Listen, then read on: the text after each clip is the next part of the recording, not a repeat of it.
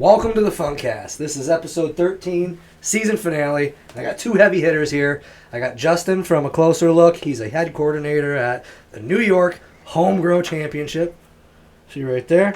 And then we got Marc from Root Nerds over here with the bee's knees as far as germination goes.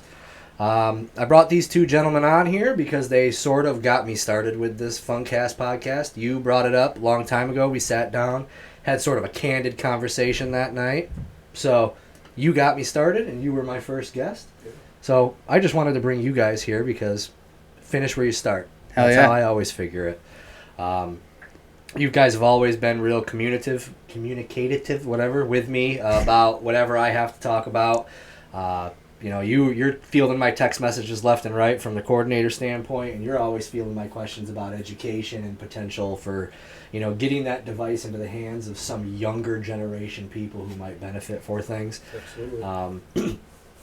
I'll start right there. I'll let you guys real quick, just say a little bit about yourselves so you can have a little bit of time on here, and then we'll jump right into, the show.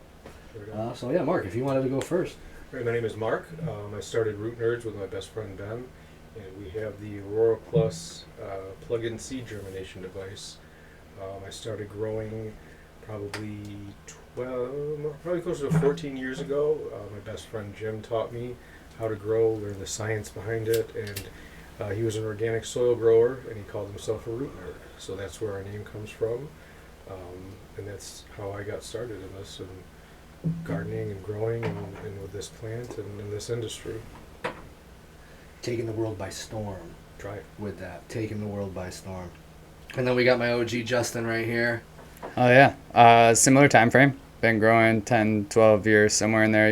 When you're back that far, you didn't exactly clock the start date, right? You're like, I don't want anybody to know I'm doing this. And you also don't count plants. Yeah. Right. As Steve said, had this idea with Drippy Hippie to sort of put together a home growers cup, if you will. We ended up calling it the Home Growers Championship and put that together. I've done a couple podcasts in the past. Not the longest longevity, if you will, but happy to be guesting on somebody else's. I just love weed and love pushing forward the community. Yep, that's what it's all about, is being able to sit around, not be fearful of talking about something like this. I try not to bring people on here who I think are going to in the long run be like, hey, mind not posting that.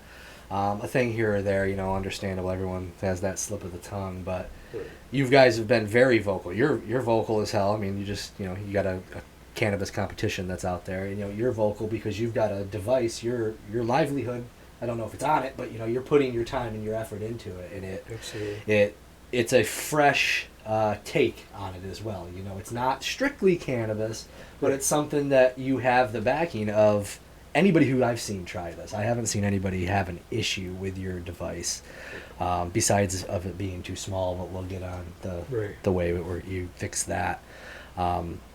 And I really try to get everybody from different walks on here. I had people from hydro stores I had a Canadian home grower who the episode, at this point in time, I don't think's posted. And I had even Distance Battles Buds up in Watertown. He drove down here with his fiance or wife and stayed for like 4 hours. Got 2 hours of content on there of just straight knowledge, and that's what I love about this. I'm learning things that I didn't have any fucking thought of or who was understanding also a competitor in the competition. Yeah, no, he had a couple entries in there too. We talked about that as well. It was like it's fun to be able to do what you put together. It's fun. It gives you're growing it. That's the aspect that everyone's doing it for, so they have that quantity on them or whatever. But at the same time, in the back of their mind, and I'm gonna make sure this is good shit because this is what I'm gonna submit. This is gonna be out there. People are gonna be taking pictures. Gonna have at least 20 people smoking this, you know what I mean? Well, the beauty behind legalization really is that it made us be able to sort of open up as a community, right?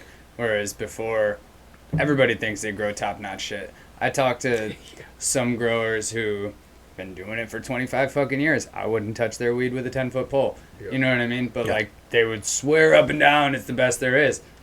So put your money where your mouth is, you know what I mean? And Throw it in. come and try it out, see where you stack up against competition. Yeah, I thought it was fun. I hope you had a great time when you came. But Oh, I like did. I was in it as like Yeah. I was waiting. I was like, when the hell are they gonna announce this thing? When the fuck are they gonna? And I was standing out there. It was the anticipation just being built up for it because like with the two sides of it, the base competition and then the People's Choice. It was fun. I almost wanted the People's Choice one more than I wanted the rest of them. You know what I mean? It's a bigger pool, right? Because there was more People's Choice judges. They may not be as savvy or whatever you want to put, like meticulous on it, but Who really decides that at the right. end of the day? Well, right, absolutely right. Yeah, that's your upbringing, really. There's definitely some solid. I don't know if solid's the right word, but there's definitely some experienced users in the People's Choice judging category. So, either one. I mean, at the end of the day, maybe you're only growing for personal use or whatever, so it doesn't really matter. But what most of us want to know is what the majority of the public think, not necessarily what some person thinks. Mhm. You know. Right. So. Because it's like you said, when legalization hit and we started going out to these farmers markets and it was such like a gray area, I thought I knew what really good weed looked like.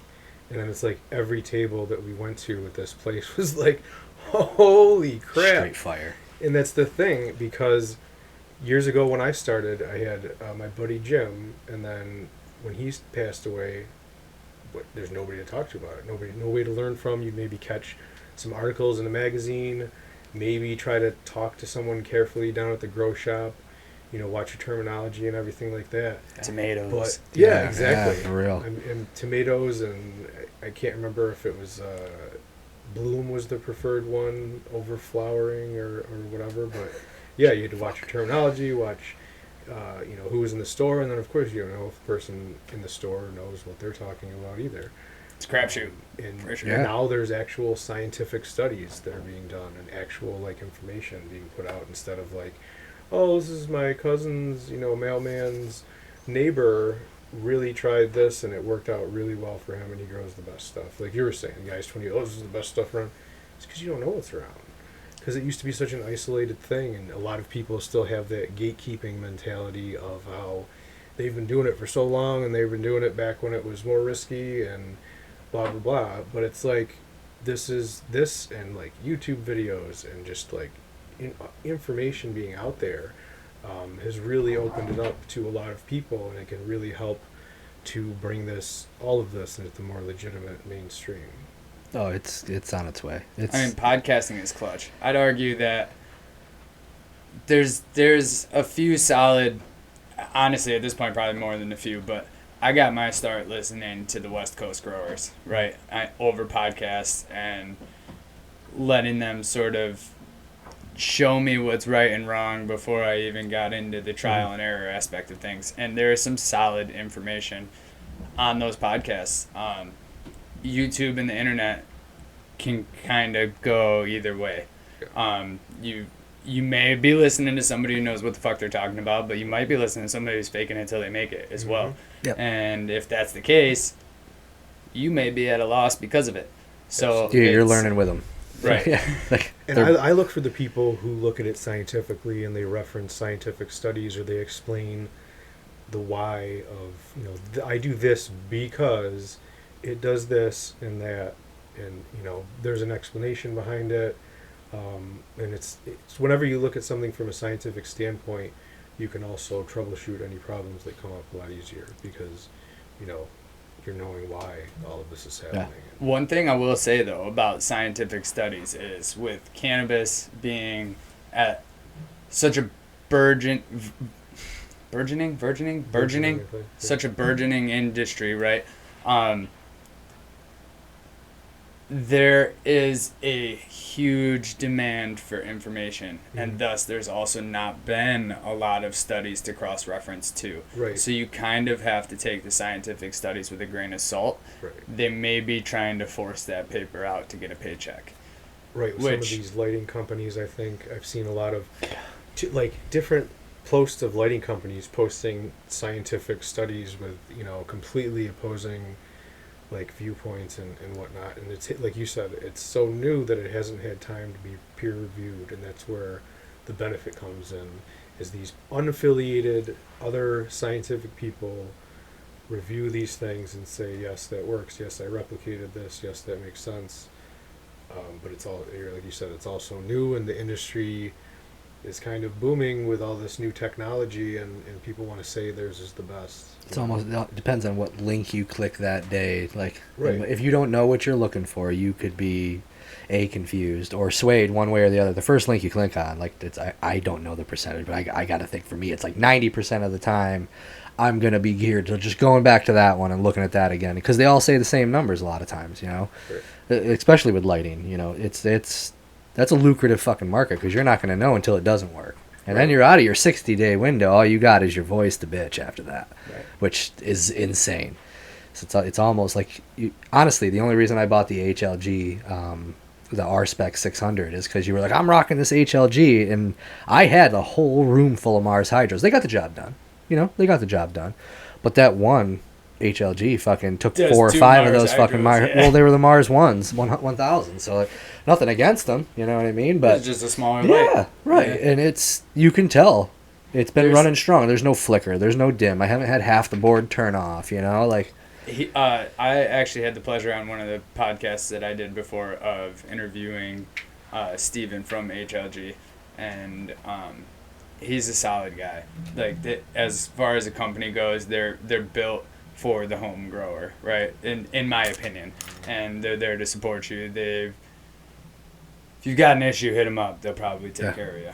Similar to like Canatrol, who sponsored the event. Like, they have a no return policy, and somebody was bitching about that on one of the posts. But like, they have a solid product, and they're gonna get you through how to fix it. You know, right? Yeah, something like that. You know, you've put your money into it. Well, they've also put their time and energy and money into it. Price tags don't always just mean they're gouging you. You know, you just got to know trial and error, the right people to talk to. You know, it's trial and error is probably the last thing I'd say would be beneficial, but having people to talk to. You know, I've used the THC Farmer Forum, and it's gotten me through some things when I was first starting, when forums first came out. But, you know, just talking to people, forums, you know, like place. That's the thing. You know, it gets you through some stuff, but then you hear somebody say like, "No, use this," and you're like, "What? Really?"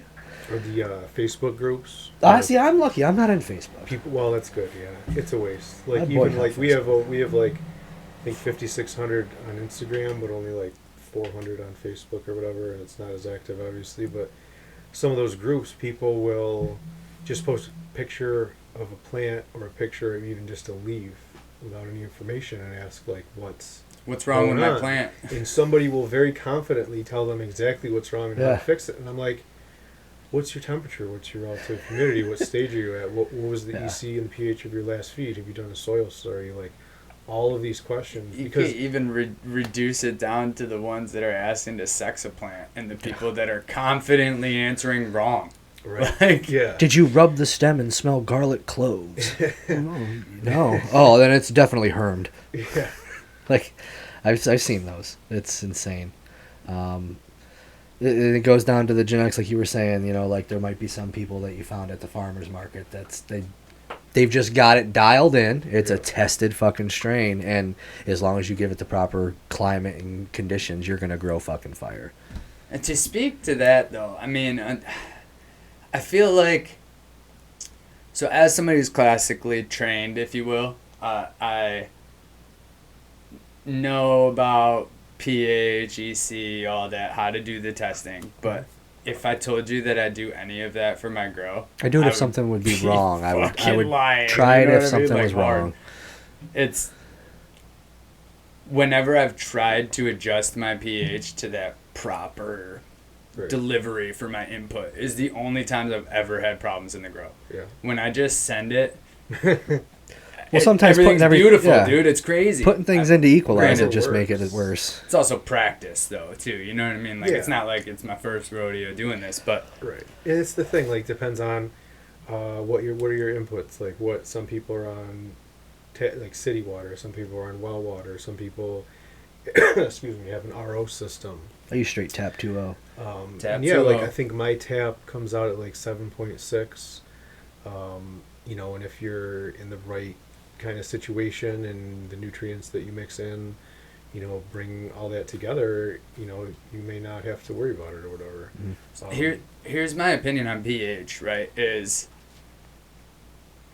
And even using RO. I think RO is a waste of time unless you have absolutely terrible water. Like, you're taking out nutrients that plant can use at the end of the day is what you're doing. And the pH as it's in your root zone is going to fluctuate. It's going to start low, go high, and that's just how it goes, right?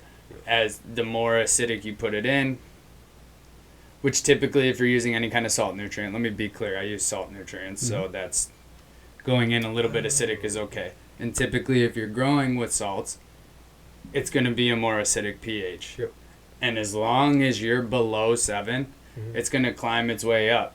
And all the different nutrients become available at different pHs as you move up, right? Exactly. So I would personally rather run the gambit than try to dial it in at like, let me get 6.5, because then maybe I'm not getting as much iron as I need to, which comes in at a lower pH, like 5.7, 5.8, something like that is ideal. Yep. And so I've always just sent it, right? And like I used to test the EC and all that, and now I'm just like, I guess I know what formula I'm use and it just works, so I don't need to. But I'm also not measuring perfect either. You know what I mean? Like I was gonna say it's a plant. I'm Sometimes I'll have a eyeballing little bit of a fucking heavy tablespoons pour, left and right, and man. some of that stuff's so concentrated. It's like, I just added an extra 250, ppm or whatever. But they don't seem. I mean, this is a nutrient eating plant, so unless you're seeing signs of burn, like I don't see the reason. Well, I'm gonna get slaughtered for saying this, but that's okay. If it works for you. I go pretty heavy. You know what I mean? And like, you have to know proper flush and you're good. You have to know when to start tapering it off at the back end so you don't get that metallic flavor in your weed, sure. But there's people across the country. I remember when, do you guys remember when that app Social Club came out? Yes, no, maybe? It's like it's like an audio chat room, right? Where you could just hop in and have a conversation just like this with fucking anybody across the, right? And Social Club came out, and I'm sitting in a couple of these rooms listening to some of these West Coast growers talking about, if you flush, you're fucking doing it wrong. I run hot nitrogen all the way through to the end. Sometimes I even bump up my EC. I'm like, yeah, your weed looks great, but how's it taste? Right. Sure, you're getting great results for trichomes. Yeah, I mean, you're giving it nutrients, and at the end of the day, the plant, it's a secondary metabolite, right? The trichomes being formed is a secondary process. It's part of it being grown. But if you're not taking care of the primary process, which is plant growth and health, then you're not going to get trichomes. So you need your nutrients to be in balance there all the way through, sure. But like, it gets to a point at the end when you've got enough. Like, it's not trying to build more plant material. It's not trying to do anything else. Right. So you just want to use up the latent nutrients that are in the media, right? Like, they get stored in there. I don't give a fuck if you're using... Maybe the exception is rock wool, but pretty much every other media is going to hold something, right? I mean, at least like a you little said, you're in cocoa, too. I'm in cocoa, and I flush the shit out of it. Especially soil that has the organic material constantly breaking down, and then those leave acidic compounds as well. But yeah, it's. I didn't mean to interrupt. I just thought you're good. But yeah, just so with that and the whole pushing it hard all the way through, like you were saying, there's certain things like part of the reason they cut nitrogen is, and part of the reason that people are saying to dry and cure in the dark is because you want that chlorophyll to break down, and that's part of what you need to get rid of it. And just like you were saying with the leftover nutrients in the medium, what you're seeing when you see a plant and you see different colors, you're seeing excess or absence of nutrients within that plant material because all the nutrients are stored in there. So if you're seeing burning, a lot of the times it's excess. If you're seeing like light coloring, things like that, it's the absence of things, and that could be locked out from It could look like, oh, hey, that looks like phosphorus or potassium deficiency, but it could be that you have too much of another thing that's locking out two other things. But like you were saying with kind of knowing how well you can push your plants within your own system, because it's all about your inputs. If your lights aren't strong enough, you're not going to need high EC. I guarantee that if you were running that strong and you decided to go with like a weaker lighting setup, you might run into some problems because they're not using up, the nutrients like that. Yeah. And it blows my mind to have to continue to try to figure out, like, okay, well, this strain likes a lot of extra phosphorus, and this strain likes a lot of extra. This strain doesn't like that, and whatever you're having. I feel like I've missed some opportunities in that department, right? Yeah. Because like, as far as they go, they all get the same. Period. Right. And they've all been healthy, happy. Yeah.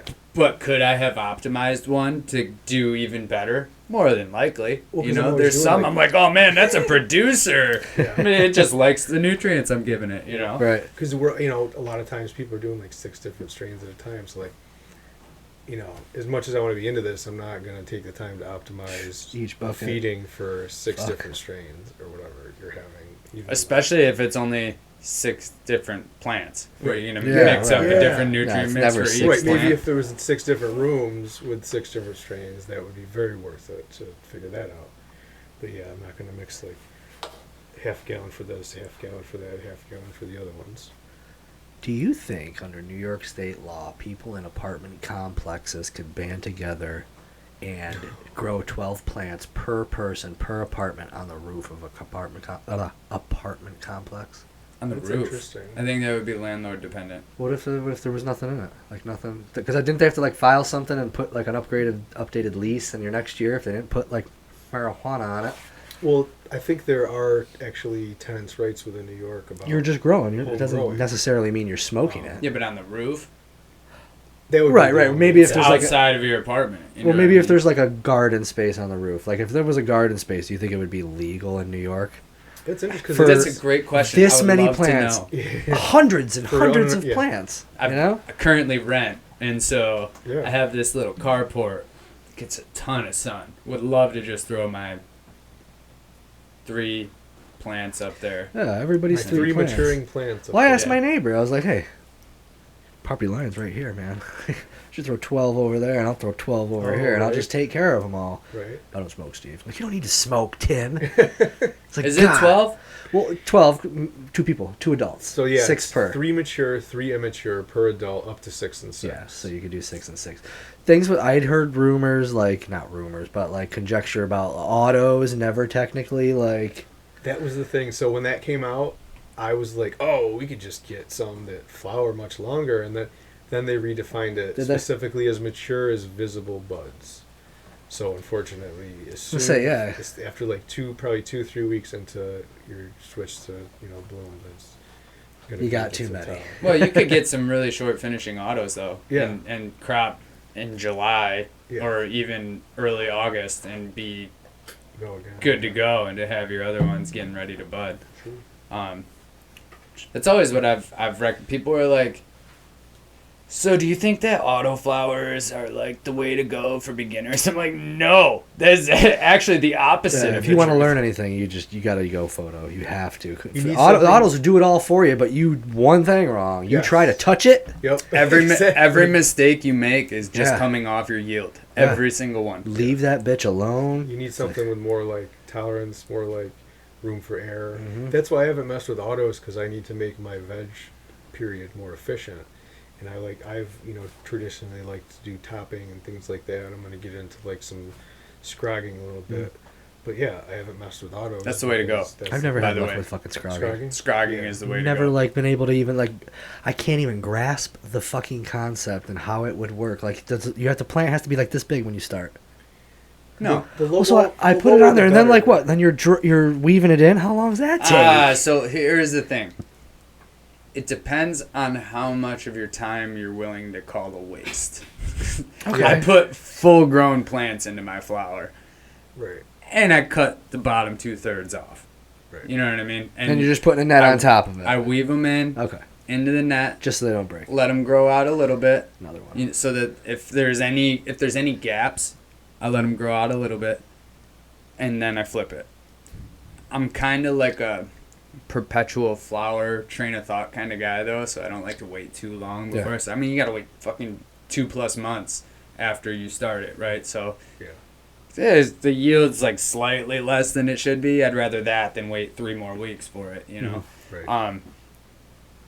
That's all preference. But scrogging is the way to go for A, support, B, maximum penetration for light.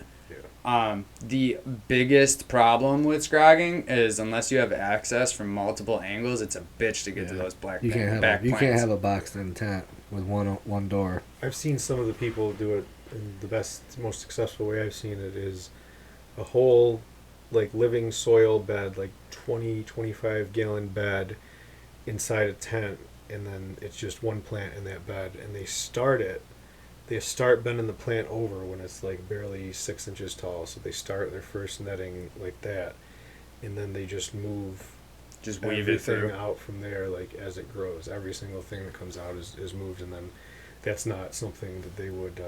It has its own individual like trellis scrog net set up, so that's something that they could walk around. But the whole bed is like it's a rectangle. Exactly. It's not pots. Yeah. Exactly. It's a whole big rectangular. I've seen some people have the bed and then also stick like one of those air pots in there as well. Mm-hmm. Like I have a bunch of those air pots.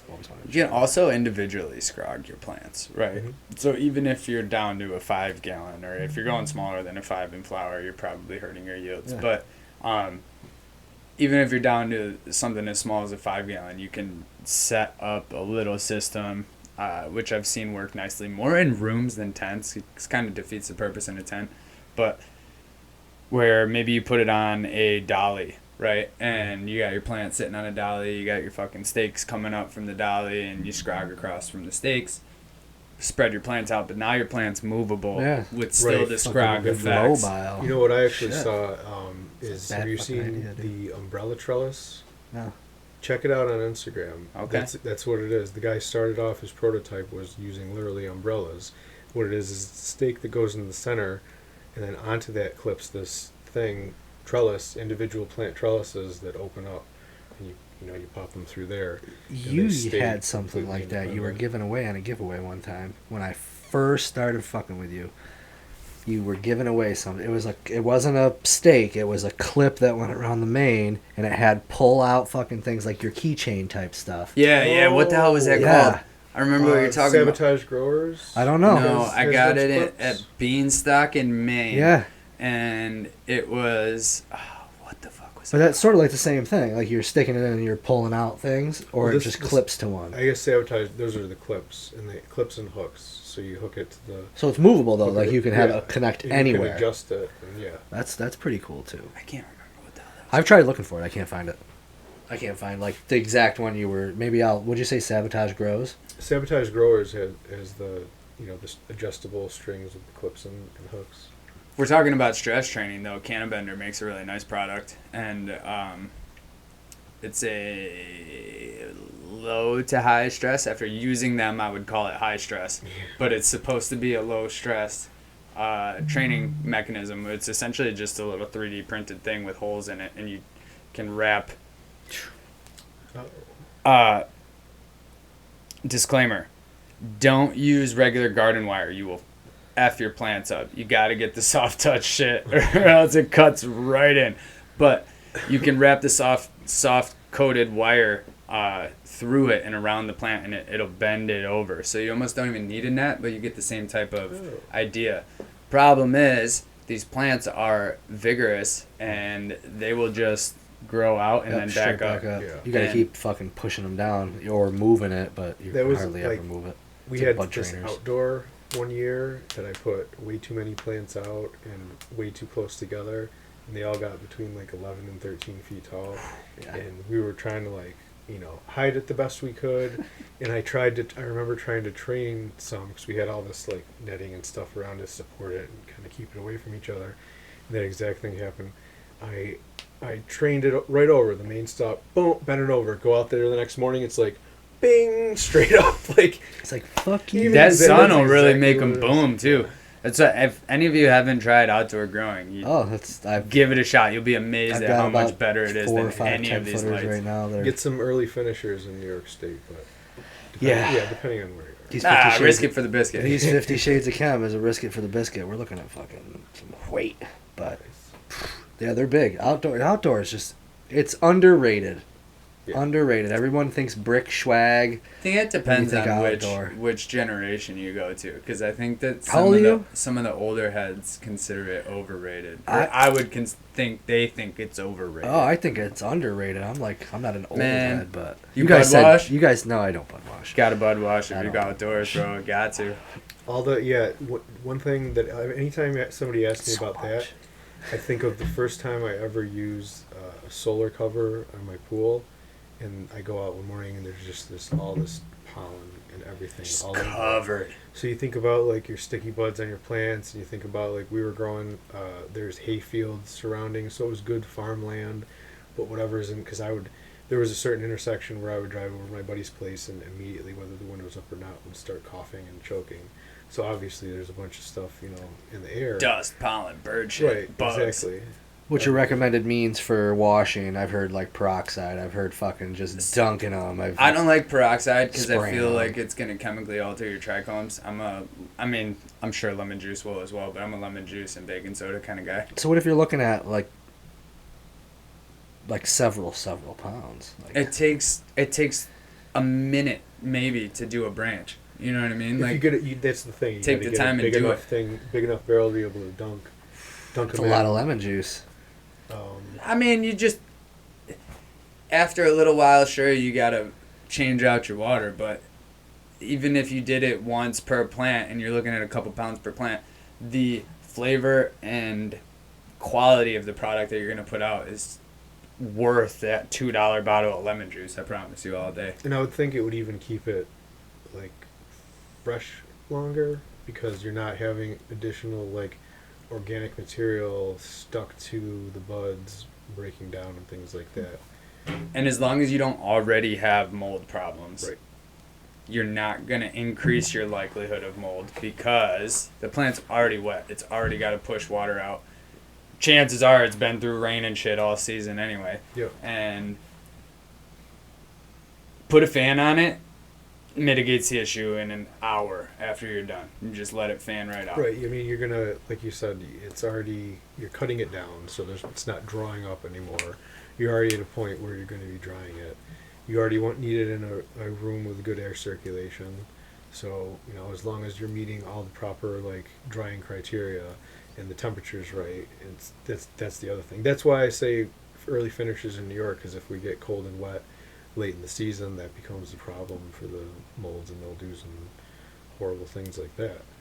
But So yeah. many people grow these monsters out here, and they're like, dude, I'm going to have so much weed. And then September rolls around, and they're like, fuck. The biggest, thickest plant that year was a Girl Scout Cookies Extreme, a random extra I got from order, and lost the whole plant to bud rot. Was the tallest, had the biggest, thickest buds, and that is why we lost it to bud The rot. big, thick ones are no good. I would argue that topping heavy outdoors is the way to go. Yeah. You don't necessarily want massive nuggets. Yeah. And that's also why early finishers can be sketchy, because typically they're going to be your more condensed plants, not your stretched out sativas, right? Right, because That- if they had that longer period of vegging and a little bit more stretching, they didn't get into that bud development as early. And yeah. Well, also just some plants have a bigger internodal space, right? So you Right. just don't Yes. have the massive nugs. So if you can find something that's got more internodal space and more aeration to it, you're just gonna increase your likelihood for success. Fast finishers are good though. I mean, at this point, it's pretty much all hybrids. So it's just we need somebody who Yes. like tailors genetics to New York. They do it in Colorado. They do it in Arizona. California. They do it in One for Arizona. heat tolerance. We need a solid breeder out here. If you're doing it, comment on this video Yeah. and we'll start pushing your shit, because that's what I want to see. It's like, hey, these are made for New York, not And that's that new concept to me anyway. It's like very recently somebody brought up like, yeah, a plant is bred under specific conditions and it thrives. Somebody breeds plants in Arizona. They get a certain strain down, stabilized, everything, and it's going to be very heat tolerant. You're not going to have to worry as much about, if you're in a hot, dry place, it's going to be good for that, which, makes complete sense. Just like the whole reason we have autoflowers. It's because there's certain places in the world where there's not enough dark to facilitate that. So plants evolved to, to flower without that darkness period. Evolution's a crazy thing. Yeah, it blows my fucking mind. Nature's crazy. Science is. Yeah. Do you think that there are any New York strains that operate or function well, finish well? I'm sure there is. Not As offhand, I can't give you one. You know what I want to know? There was this Ananda Farms that opened up right after legalization. They were one of the first hemp farms. They had like a. I know Ananda. Yeah. Yeah. They had like a pick your own, and I'm like, it was like so late into the season. I wanted to message them and be like, what strain are you growing that's so like mold resistant that? Sarah, if I'm not mistaken, and she's a veteran, so Yeah. I kind of got tapped in with her through that route, which was really cool. And they've been working to try and help veterans out, which I That's also awesome. think is a that's sweet awesome. sweet motive. Yeah, Absolutely. they're upstate though, like upstate, Yeah. northern. I feel like an idiot right now. No, like the St. Regis area and things up there. Like, there's a heavy native population up there too. Might be worth looking into. Well, no. See, that type of conversation might, like, I don't know if YouTube can pick out keywords, but like I think that was insightful. That little bit was insightful right there, and that's what this is all Love about. talking, bro. It's because that's when you get the best stuff, is when you're just talking, and then okay, Yeah. well, this next thing, and oh, by the way, that reminds me. yeah, it's None of which was supposed to be talked about tonight. no, sorry. it doesn't. Yeah, It I'm doesn't not- even matter. It's Yeah. education, dude. And I wasn't really planning. I didn't send out a timeline or anything like I usually do. So because I was just gonna free ball it. I knew it would be good conversation, like you said in the messages. It's gonna make content. I fucking had a lot of beers. And I do still want to talk about getting that smaller device. Might even not be what I want. I might want to say that the Aurora Plus, the bigger The one, original. just for the individual The small- persons. yeah. Like you could do this is little Tommy's, this is little Jeffrey's, and putting that in a school. I think that'd be fucking awesome, having it so they could. I don't know if you listened to the episode, but it was like my train of thought on that is I got ADHD. I can't sit there and wait 6 days for a fucking whatever seed to sprout. If we had something in the schools where they could sprout in 2 days, day and a half. I mean, cannabis. I've had a cannabis one grow in fucking almost 18 hours. That fucker tapped. So not to be contradictory to your brand at all, I've always been just a direct to soil guy. Yeah, Like, So you don't even nothing. Nothing. I don't no have water. the faith or the patience. I would dig it up. 'Cause I would dig it up and see. Most go in 3 days, bro. I just don't have. I'd have to dig it I up don't and see, know. dude. I've noticed But, yeah. since I've been trying to run some of these packs that I get from Seeds Here now, when I germinate them, if it's not up in 3 days, it's not coming up.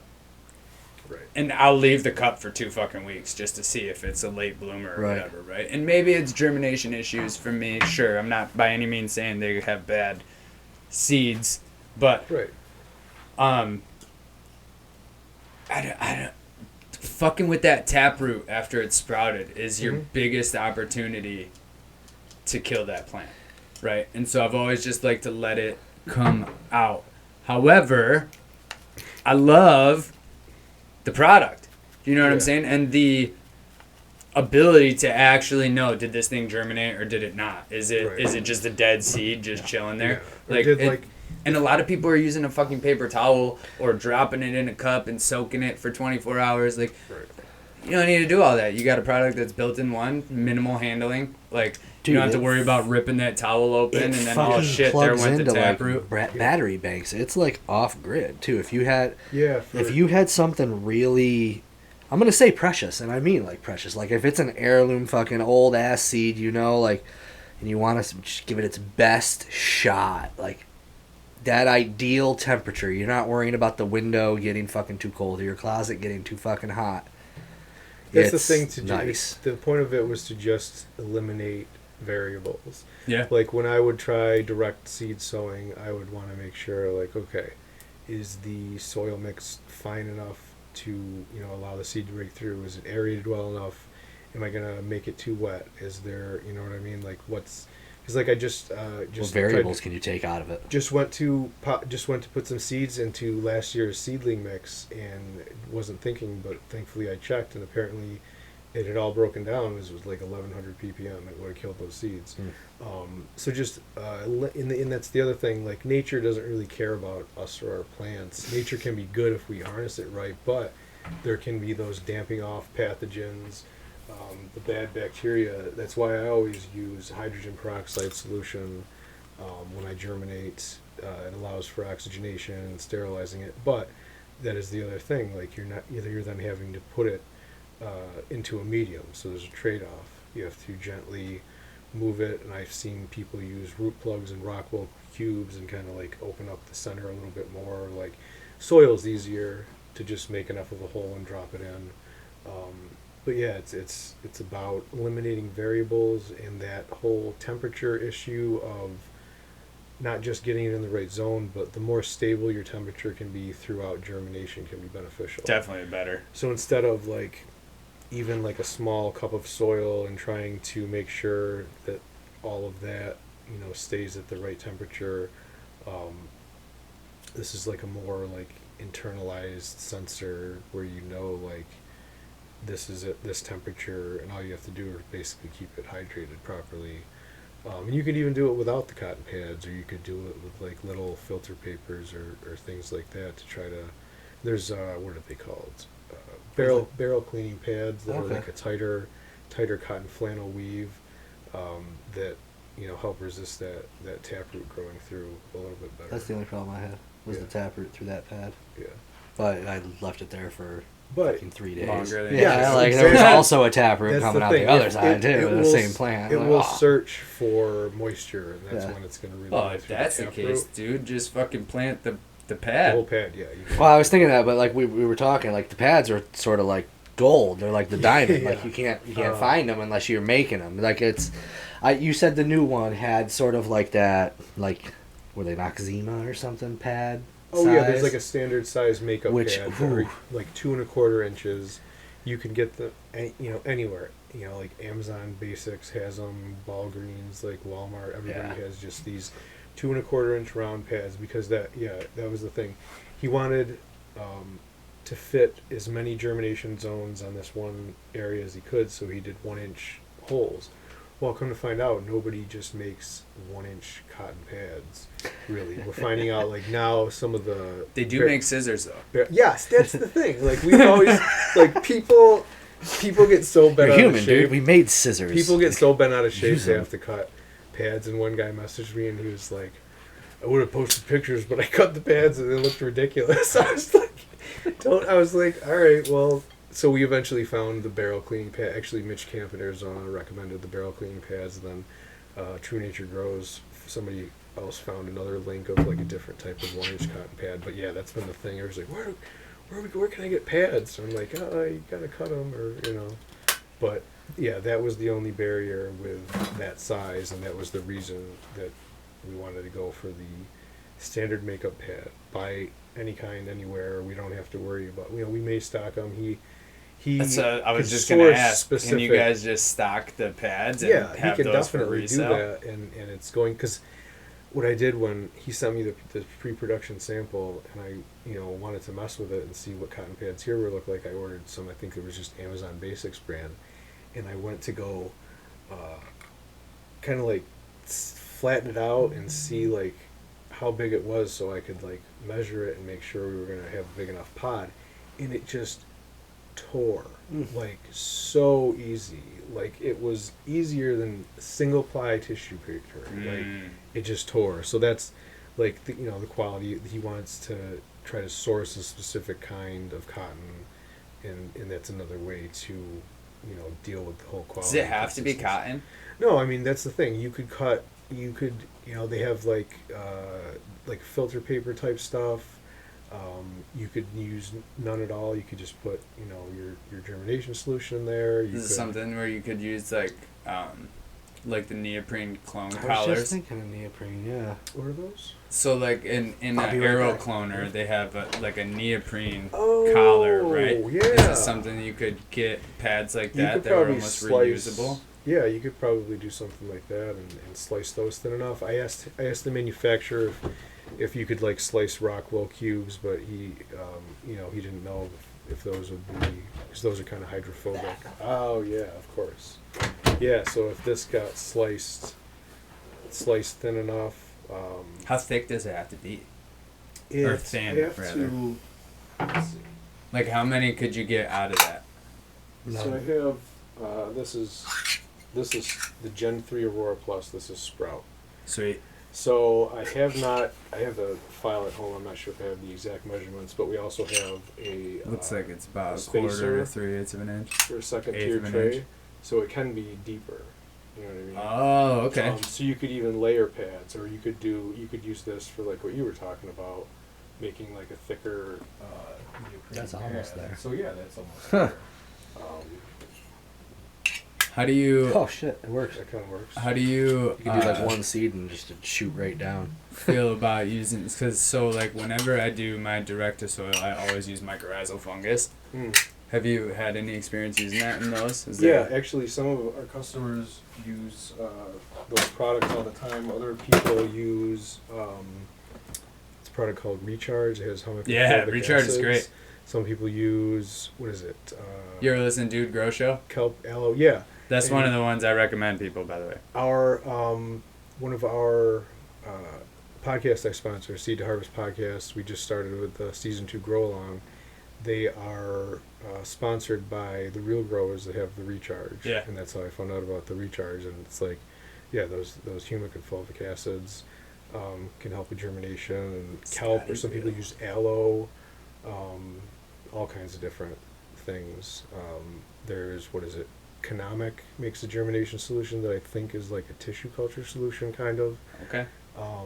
Then there is Qualiterp's germination solution, is one of the guys on the podcast. Canorado Chris uses Qualiterp's. He likes that. So there's all different kinds of things. Basically, you just don't. And actually, this one is hard anodized. It's not powder coated. So with the Aurora Plus Gen 2, you don't want to use alcohol to clean it or with it, because it can break down the powder coating. Okay. But hydrogen peroxide is great in the solutions, and other solutions don't bother it. You just want to keep it clean to get rid of those, damping off funguses, and keep it as Which can come Stare- around sti- really easy. yeah. You want to keep it sterile, but you can still use those, mycorrhizal products. It's because you're controlling the kind of microbiology. And if anything, So- it's going to combat those bad ones. Exactly. Granted, you do need a root piece, but my thought process has always been, as soon as it germinates, that root's hitting the mycorrhizae, it's going to start forming those relationships, which do take some time to actually establish Right. and become beneficial. So I wanted to get in there like now, not. Right. Yeah. Establish it early, and Yeah. because that's what once it's searching, that mycorrhizal network is how it can help it search out, because the mycorrhizal network is reaching out further than the roots are. Like, there's water over here, and they follow, among other things. Oh yeah. So I've seen two different types of it, like a pellet version and a powder version. Dynamyco. Yeah, Dynamyco. I like the powder. I do like the powder, and what I've done with that Dynamyco is I only put like 1 or 2 of them in there, and it works. And I was also thinking about seeing, like, I know they got more products, like if they make a ground up one, because I was like, they're pellets, Like, What's the texture? Do they No, squish? not Do really. they- They're hard. They're hard? They're hard. They're not like you could break them for Mhm. sure, but I feel like they're a pellet for a reason. And you're not going to be able to fit a whole bunch in there. Granted, the first one I used was a sample. The other house has the big ones, but like it was like that big, and it almost did maybe one whole thing. And I was like, oh shit! I wonder if I should have ground those up. But no. So I didn't know if It depends. Some of those you products. had better luck with if you even tried like a pellet one at all. I've never tried pellet. I like the idea. Maybe that's not true. I'm pretty sure back when I first started growing, I used the Great White granulated one. Oh, okay. It is a little thicker. But They're not pellets. I just like the powder because you drop the seed in there, it's dusted, you know that it's going to be present, you drop a little bit in the hole, keep it moving. It's coated, Yeah, if you got like $1 billion, you just dump that shit outside the fucking roots. See on some of those posts on Instagram where they're taking like $80 bottles of this one plant. Like, fuck out of here. God damn. Some of the soil stuff comes with, it's already inoculated with mycorrhizal. Yeah. But I you like wanna make ProMix sure- that has it. ProMix is good. You wanna make Even sure that it's Lowe's Be fair, Sunshine if Mix. it's any kind of living soil whatsoever, unless you're making it yourself, could get weird. But if you have anything that's got living soil, it's like a 95% chance it's got some kind of mycorrhizae in there. Yeah, it's got. You pick up a spoonful of fucking dirt outside and you got myco in there. Yeah. Whether that's clean or not is yeah. a different story. But I guess you could say that about even the bags of soil. But. right. Yeah. Yeah, so I'm not gonna name drop companies because I don't want to cast shade, but some of the soil products I've used have fucking plastic within the mix. Like, I'll call out some names, dude. I fucking hate using any actual granulized powdered nutrients. I almost always want to opt for the fucking liquid, straight up. And the brand that fucked me over was Lotus. It would never fucking dissolve, dude. Never. Well, as somebody who uses Floraflex, Oh, I've switched. I They're use pretty Pride good. Lands now. It's a powder, but I hardly knew much at all. So that's why when you're talking about ppm and I'm with you on the liquid and the I'm gonna say solubility for lack of a better word. What's the word? Great. What I can't get behind with liquid is paying to ship water across the country. Right. That's Like, the weight. It's so much extra, and not even just the paying, but like the weight on the truck. That and I don't know, maybe it's because I went to school and had to take environmental science, but like learning about how we're destroying this planet has made me rethink some of the processes that I use. That's why I tend to opt towards the powder. Right. Granted, I probably could go organic, but the one time I tried to make a super soil, I opened it up after 30 days and the fucking soil was just moving, which come to find out is like, it's a good thing. Yeah, for But sure. I freaked, dude. I freaked. Yeah. I was like, my plants are not going in there. Like, this is not happening. This went outside to my veggie garden and it kept the like one veggie of those garden. 1,000-pound great pumpkins. that Oh, year. boom, dude. And the problem was, I tore up my yard to put the garden in. Yeah. And so not only did the veggie garden boom, but all that fucking grass seed that was down in the soil boomed as well. I had the best Boomed right lawn back. ever. Yeah. But we actually one year, it was the year after a lot of plants that got super huge. The property owner got a little spooked by that year, and didn't we started making this plot, and we were gonna plant it and do all different corners and spaced out enough. So we had the area tilled, all these nutrients mixed in. We were out there mixing them by hand, and they were like, nope, we can't do it this year. The wildflowers and weeds that grew in that patch were ridiculous. Biggest It was dandelions like of your life. it's going to probably be for the next 5-10 years for the the nutrients in that. You're gonna have to die though. I could do this. It's gonna get loud. Yeah, but look at the audio scene. Okay, well. I never did outdoor till recently. I was always indoor, and I'm talking 20 years. This room was actually a grow room at one time. Right outside. Allegedly. Was actually a grow room. Allegedly. Yes, allegedly. Allegedly, yes. Hypothetically. Allegedly. Do you know what sketches me out about outdoor more than pathogens, more than bugs, more than fucking rain and bud rot and dust? pollen. Yes. Yeah. Pollen can travel. Cannabis pollen can travel. I think it's upwards of 3 miles. 3 miles, That's dude. pretty crazy. They did a study at Cornell that put out that where they specifically put their plants in different areas to try and catch the pollen and see where it came from. And 3 miles. So the asshole down the road that just got into growing this year that has no idea what he's looking for with plants can ruin your whole crop. Put out a bunch of Right? males and yeah. Like, and that's brutal, you know? Or even just somebody who doesn't give a fuck about the neighbors. I was gonna say, dude, I'm hitting everybody up in the 3 mile vicinity, right outside. I didn't want to have to deal with the fucking tent. The tent is just. No, I think that's fairly unobstructed, right? The 3 mile radius that they tested. That's So, through trees, through houses, Right. maybe not quite as far. But the ability to survive that long Right. Yeah. on just a wind current right. is wild. And you could put in all this time just to go out in freaking early September and see all these little nuggets starting to form. And you're like, It's oh, nothing you even did wrong. Right.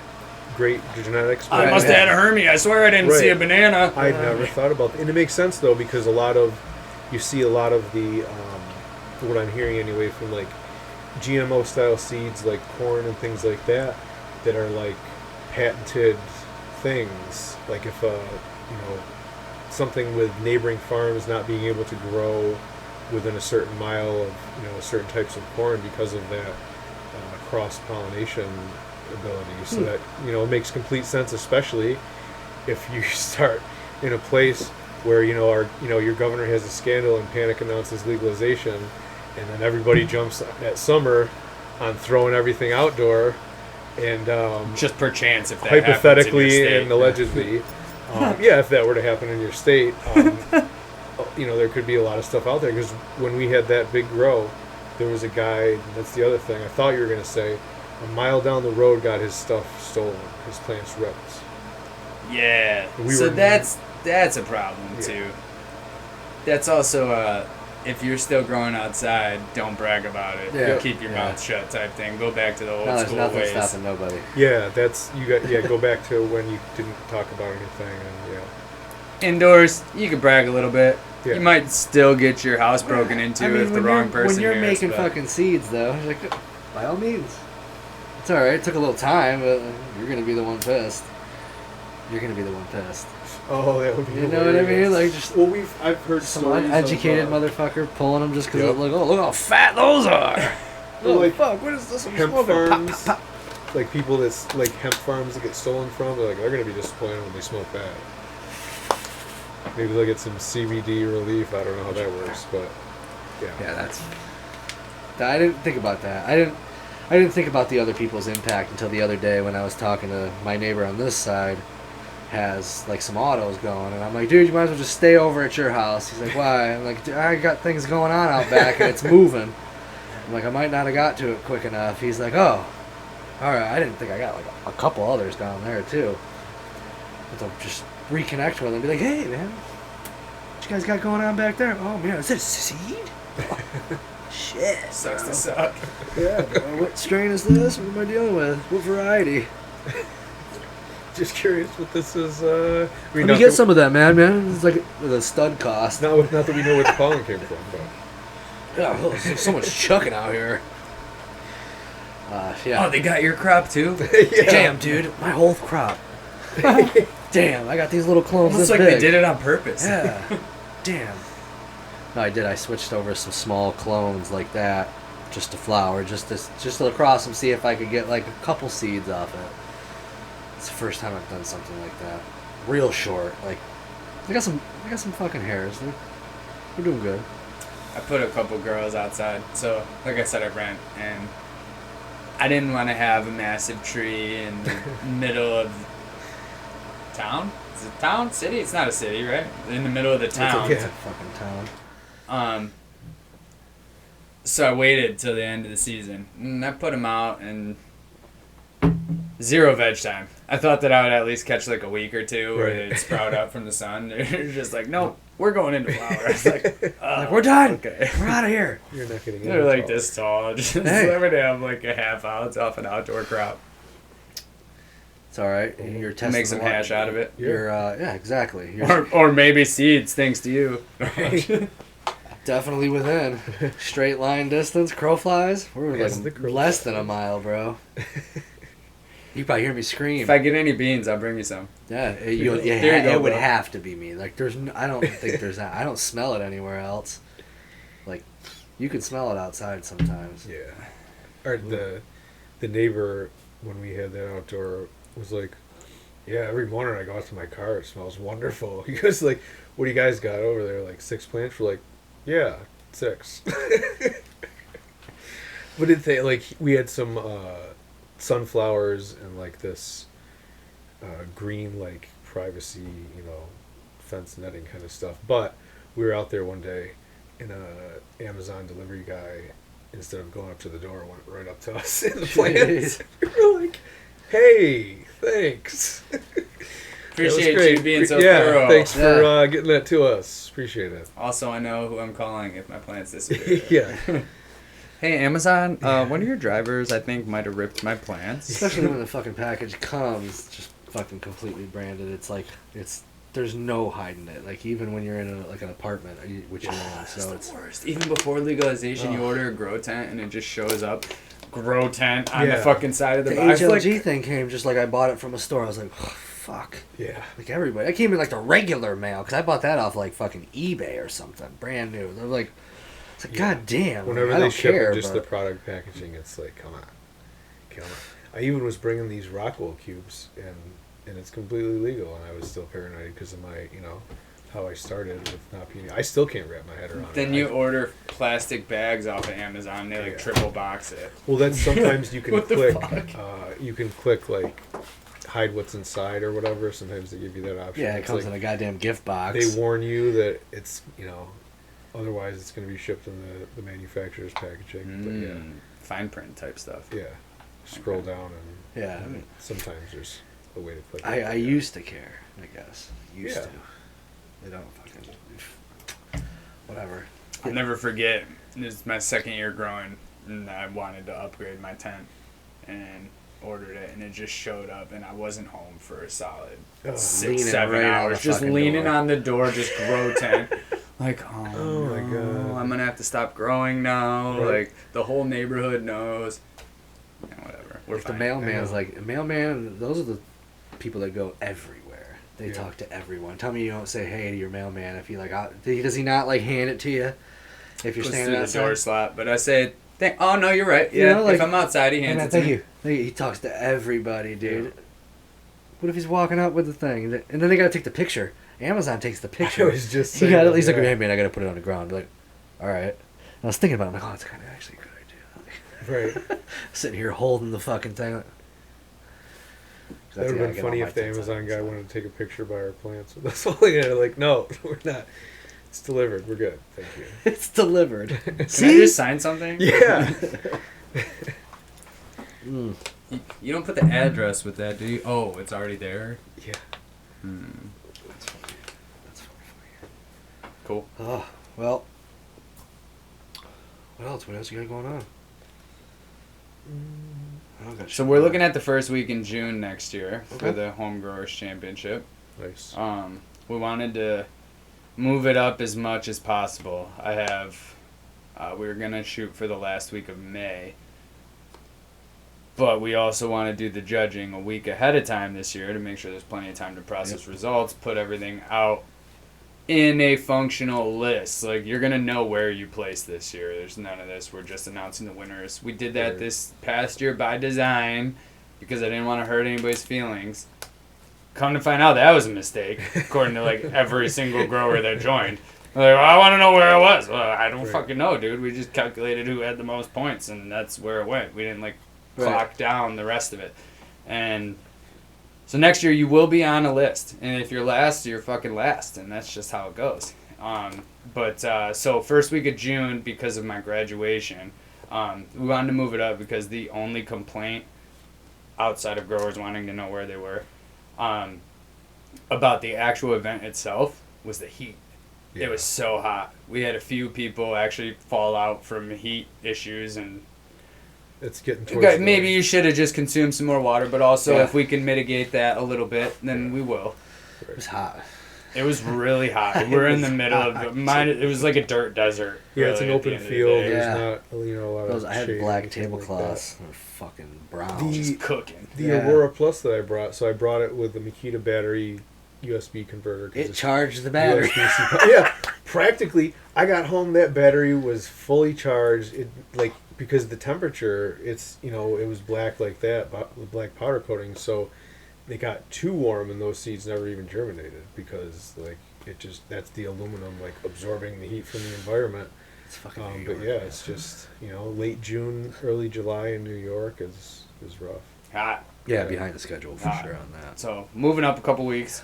That'd be nice. Would have liked it to be a touch earlier than that, even, just to sort of miss a couple of the big events that happen on the other end of the country. Because ideally, we want to start pulling some people from across the country into this thing. But we're gonna have to settle for the first week of June this year. Hopefully next year we can move into the last week of May. That's our ideal time frame. Yeah. But so first Saturday in June will likely be the event, mitigating any shit weather forecasts shortly ahead of time. Circumstances. But yeah, so we're gonna be going 50 entries total. Last year we did that. Each participant could enter up to 3 strains. Great, awesome, got a lot of support, also a lot of entries. Yeah. And we realized through judging that maybe it would have been better to have less entries. However, we also had to turn people away because we hit 75. We ended up only with 65 being turned in, but we hit 75 entered strains.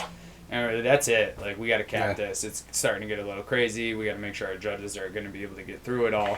Well, with 7 judges, it's fucking and 10. Even 65 was a little too much. That's a lot. So we're going to cap it at 50, and everybody can only enter 1. That should open it up so that we have That's room just for a for few flower. more growers. Right. Both. Yeah, Both. Yeah. Last year we only had 20-some rosin entries, so I'm not concerned so much with keeping people out in that Yeah, for respect. There's room. Would love to max out on rosin. That would be fucking awesome. We had a really stiff competition this year. Everybody turned in great product. I don't think I saw a single entry where I was like, oh, you entered that? You know what I mean? Whereas with the flower, there is one in particular that I'm thinking of that I was like, oh, you entered that? When we were splitting them up, I'm not name dropping anybody, but it was like we were given a bag of shake, bro. Yeah. I'm like, Oh, really? you're trying to enter that? Wow. Not knocking anybody's skills, but didn't you maybe know that this wasn't gonna go far? Yeah, right. It's part of the There's no because refunds, buddy. that's the thing about you're talking about.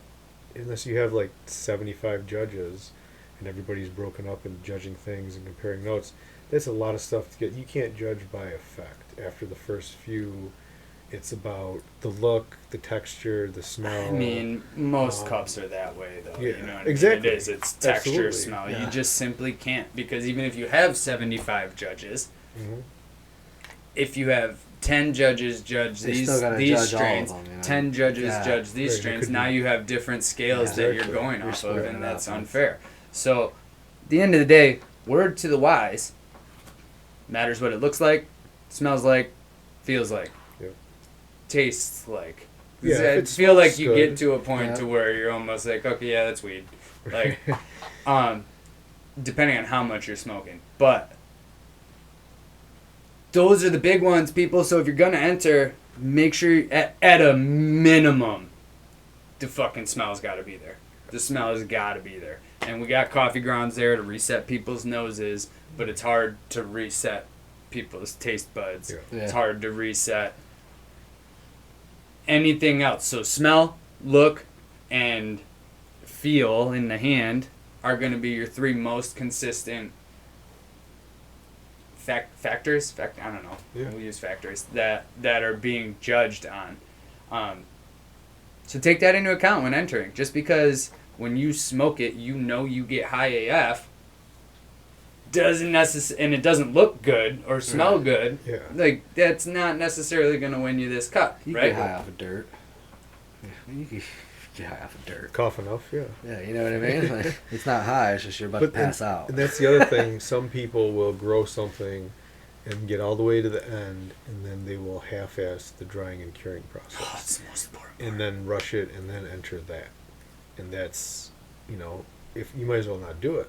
If you're going to put all that time into growing the plant, that very end part, especially if you're going to be entering it, is just as important as the previous 3-4 months that you put in. Yeah. If you need to rush it, Yeah. get a Canatrol.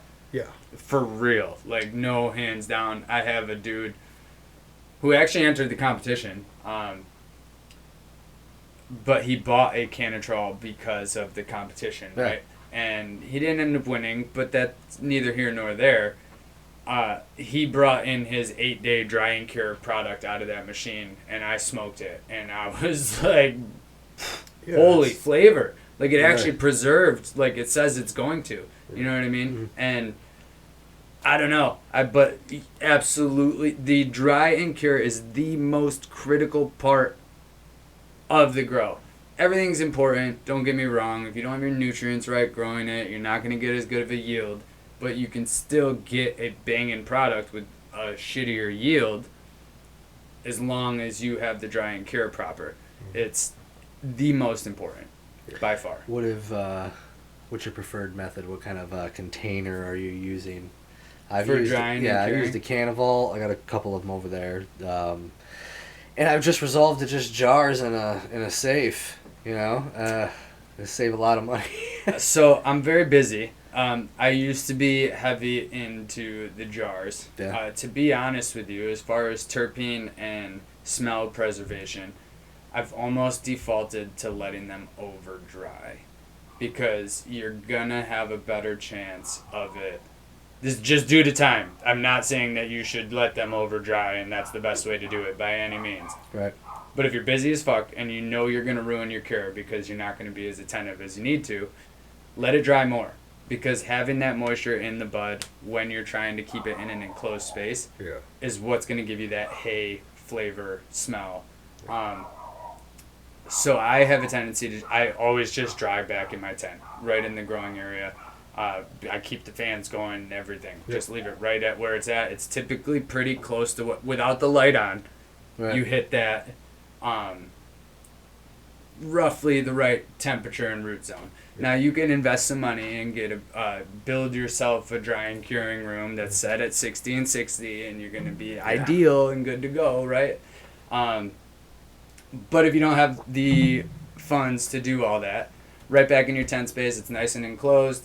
You want a semi-enclosed, aerated space in order to dry and or cure. Right. I've known people to even just let the bud dry on the plant, like without ever cutting it, and yielded pretty good results when he did that. Like he just let the pot dry out and then he just let it dry out, and every time he did it, it fucking smelled great. Like you open up the tank and you're like, holy shit. Just smoke right off the branch. You could. Yeah. You could. Theoretically. I've also had really good luck curing in a lazy man's method in Rubbermaid type bins. They're not entirely sealed, but they're sealed. So like it will let it build up, but then once that moisture gets too much, you have a little bit of a crack that some can flow out of. And to be honest with you, in a lot of commercial facilities, if they don't have a room built, that's what they're using is bins, right? Because you've got just so much product, you can't jar them up in fucking 1-gallon mason jars. You just can't. They don't make jars that big. I bought like 40 1-gallon jars that year of the big outdoor, and putting the jars on and off, burping them all day is why I switched to Grove bags because I needed something easier. So Grove bags are great. They work awesome. I would say probably 60 to 75% of the entries this year were actually turned in Grove bags. I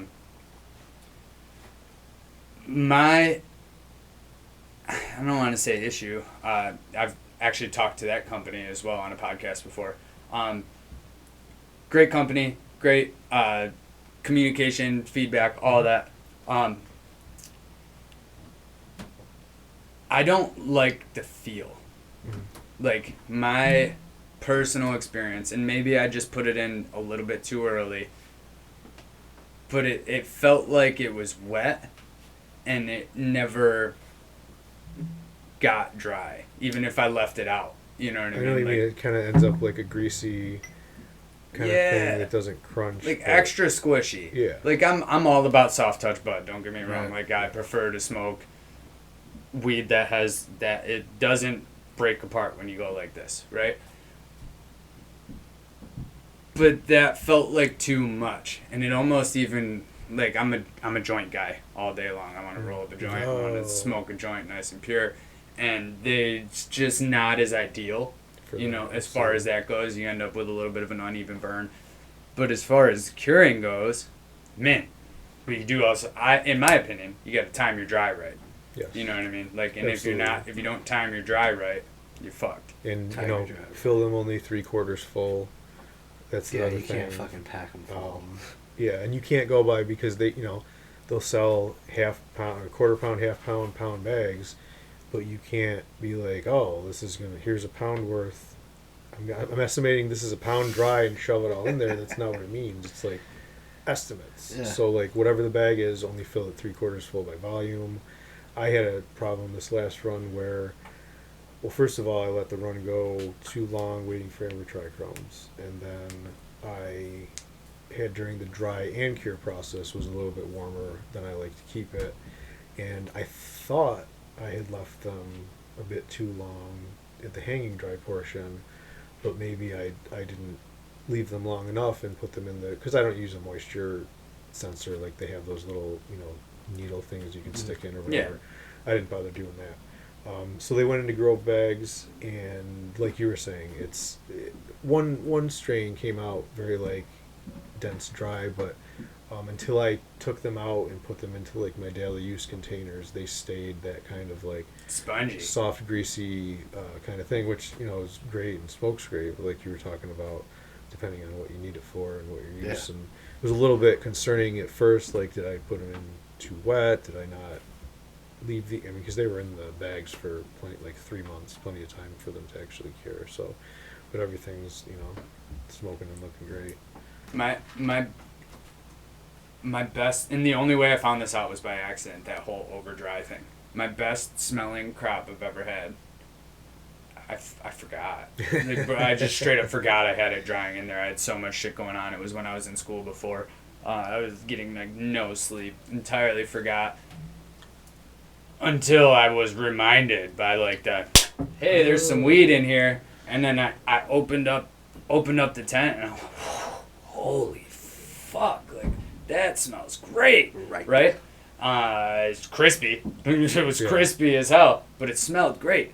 And so I sort of just defaulted to that since I know that it's a safe route to go and I'm busy, so I'll probably fuck up the cure. Just knowing myself, right? It's all about knowing yourself. Yeah. So if you've got the time to sit there and crack a jar twice a day for 2 days, then once a day for the next week, and then every other day, and then, you know what I mean, and slowly progress it out, great. Or if you want to sit there and watch the little hygrometer that we all throw in there that you never actually go back and look at, great. You could do that. Well, maybe that's just me. It may or may not be calibrated properly. Right. If you could do that, please do. It's by far a superior way of curing. It's been the way it's been done forever. It's the way great weed has come out forever. It's great. If you got the money to invest in something that just sits at 60 and 60, do that. But Yeah, no, that's where the quality is with the super amounts of money. Ugh. I'm going to pop one more of these Dank Tank refreshments. That is a shit pipe, my friend. Love it's right there. But hey, look, dude, I got it all decked out with like Mario. I do stuff, like so that. It's sort of, I did that all myself. I didn't see that on Pinterest or anything. I was hoping that was like a hamster tunnel. Nah, bro, Like that's a a shit little pipe. hamster, but- That's a straight shit pipe. It's not. She don't shit though. She's a girl, right? So it's my daughter's pipe. oh yeah, so 50-50 for entries. Anything else we're doing? Oh, okay, shit. What else are we Hey, doing? no, I wanted to go back to that because I felt like we had several, again, not knocking anybody, but all of the rosin entries were like fucking pretty good quality. Like Oh, they yeah. were all like good. Yeah. So, because I was talking to Uncle I wanted to Stoner smoke that 'em day, all. and he's like, it's hard. He's like, these are all good. He's like, I like a green one. I was like, oh, okay, that's not too. He's like, oh, they're all fucking green, man. So it was hard for him. So he does that shit for a living. He's got a different. After talking to him, though, he's got a different outlook on what good rosin is versus what I would argue the majority of people would call good rosin. Yeah. A lot of the consumer market's looking for something light in color, super terpy, super head racy, which calls for an earlier crop. Mhm. He's talking about he wants them later finishing, Right. more true to what the finished product should be. Like it wants some color, it wants some of that, which is,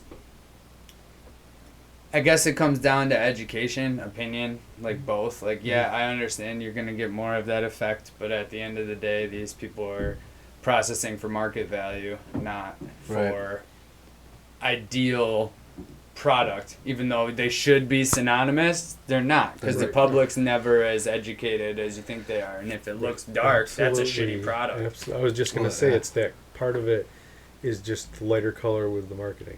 It's like everybody freaked out about was it Clear Pepsi or whatever it was. It still but sounds nasty. It does. It's weird, but yeah, it's the color and like you're saying, the earlier finishing plant, you can get more runs, you can produce more. So that's what that's what's being done and put out. But the small craft growers are going to grow it how they do it how they want for them. And it's just like with different strains and things like in judging, like somebody like I need to stay away from like the up euphoric like racy things. I need something to bring me down and help me sleep and stuff like that. So if I'm a judge in a contest, I may not be able to accurately judge like a strain like that.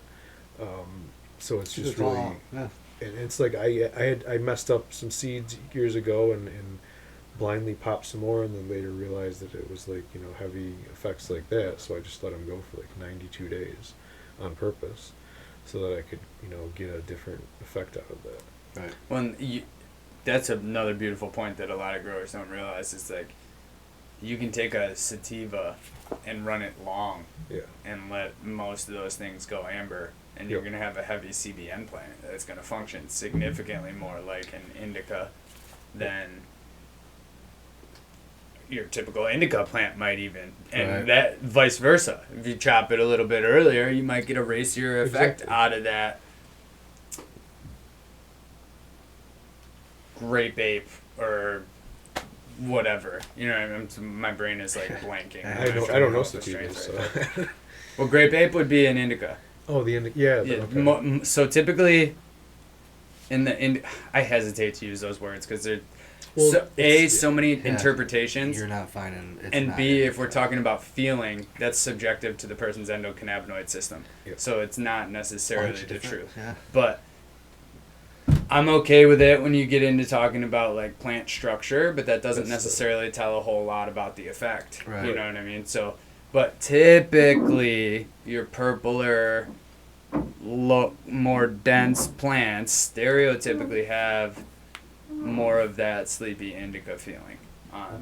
Generally, if it's something purple, which is I don't think there's any correlation with the anthocyanin and the sleepy effect. Maybe somebody could look into that, but typically they have more of that feel. See, I'm a severely uneducated cannabis grower. Like I said, I've been doing it for a long time. I didn't know shit until about like 3-4 years ago. That's all fucking like new to me, and like you guys I feel like you guys were brought up on that and like know it. I don't think anybody can really say that they know it at this point. Like everything is a freaking hybrid, dude. You don't really know what you're getting into. Well, that's like so way back then when we started out. When I learned how to grow from my buddy Jim, he was growing and breeding his own stuff for like 15 years. So all I knew really of were his strains, and then come find out later, Jim really likes sativas. They didn't really vibe so well with me, but they tasted amazing. There was one called Cat House that tasted like lemony cat piss that was our favorite, and we even had like a variegated grapefruit strain as well. Interesting. I've not seen a variegated cannabis plant. I have some pictures. Yeah, it's very cool. I've been seeing some other ones recently. But yeah, I know, back then it was up effects were labeled as sativa and sedative effects were labeled as indica. But further back, it was more about plant morphology for those literal names, like those terms. But like you said, now, especially after federal legalization of seeds, there are so many crosses out there that don't even yield any results on Google because there's no information on them because they're not keeping up. Yeah, you're lucky if you find out Leafly or something. Exactly, or you get any idea of the crosses or the effects or some. I've bought some from places where it's like the flowering time is a secret. Couldn't find anything. I think Link was one of them, one of the strains that I couldn't figure out flowering time online at all, and had to reach out, back to the people I bought it from, and that one had a couple of wildly different phenotypes as well. So it just, there's a lot out to know. In my opinion, a problem. And so many yes. people release F1s. If That you're going to release something as a strain, it should be stabilized. Yeah, that's Now, probably why there wasn't. Listen, you can a get lot people of to grow information. anything. Like, it's just like giving seeds to be like, hey, dude, you want to grow this?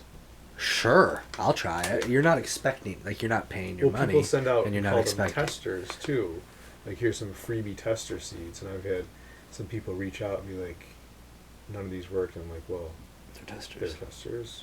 You got them from whoever, and what they do is they don't have the facilities to test test their own. everything, so they send them out for free and use other people as feedback. I was like, oh yeah, that makes sense.